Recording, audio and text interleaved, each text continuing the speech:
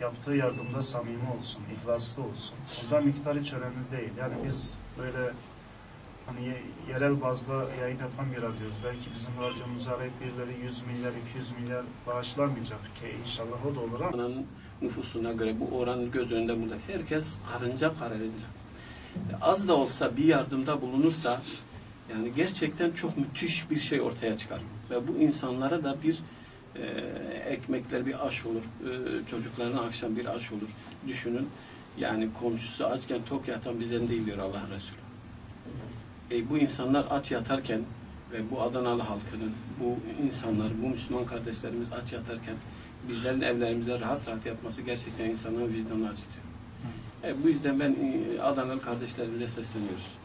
Yani bu insanlar Müslümandır, komşularımızdır. Komşular bizim üzerimizde hakları vardır ve mutlaka bunlara destek olmamız gerekiyor diye inanıyorum. İnşallah bu kardeşimiz de örnek olsun diğerlerine. Ben kendisine de teşekkür ediyorum. Evet, Van depreminden bahsediyorum. Deprem olduktan sonra kısa süre içerisinde bir kamyon yiyecek ve bir miktar yiyecek topladık.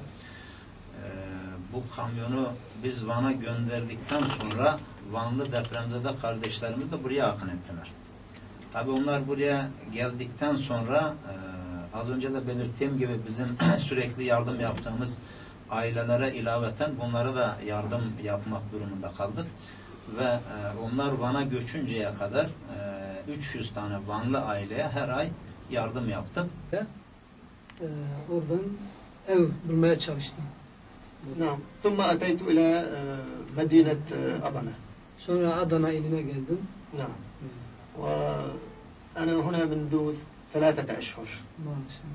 والحمد لله بعض الأخوة الأتراك يساعدوننا بكل شيء الحمد لله. 3 aydır Adana'dayım. 3 aydır çalışıyorum işte.